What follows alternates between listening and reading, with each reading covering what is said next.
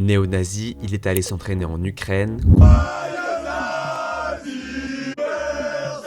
condamné plusieurs fois pour violence.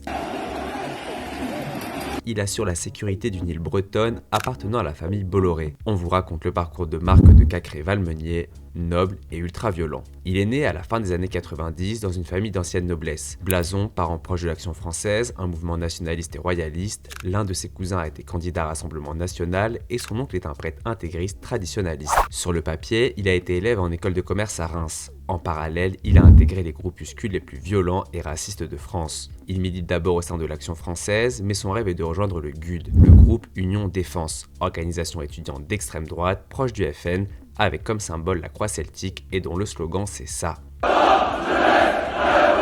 Marc de Cacré-Valmeunier cherche à rapprocher les deux entités, mais finit par rejoindre pleinement le GUD, avant de mettre la cellule en sommeil et de fonder un groupe axé sur la violence, les Zouaves Paris. On le voit notamment sur cette vidéo lors d'une manifestation des Gilets jaunes, s'en prendre violemment à des manifestants à l'aide d'une barrière. Pour une autre action violente en marge d'un défilé, il a été condamné à 6 mois de prison avec sursis. Sous le pseudonyme de Marc Hassin, il prend part à des actions en France et à l'étranger, notamment en Ukraine. En décembre 2019, il participe à un concert de métal néo-nazi d'après l'enquête de Sébastien Bourdon.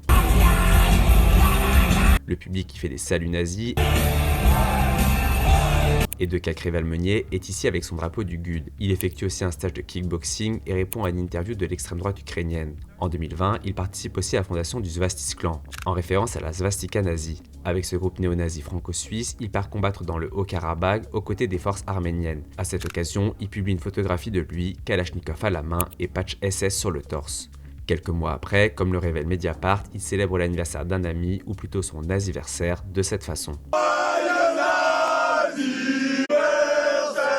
En France, il prend part également à des événements politiques. En 2021, quand des militants d'SOS Racisme s'affichent au meeting d'Éric Zemmour, il fait partie de ceux, comme on le voit sur cette vidéo, qui s'en prennent violemment à eux à coups de poing et de chaises. Cette action va précipiter la dissolution des Zouaves, mais après un court passage en prison à l'hiver 2022, Marc réactive le GUD en affichant fièrement sur les réseaux ce spot.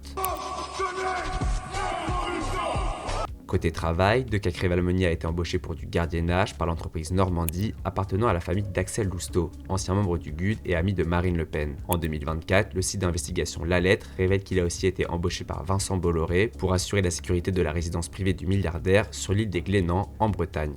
Le 6 décembre 2024, il comparaît devant la justice dans le cadre du procès pour agression des militants de SOS Racisme à Villepinte.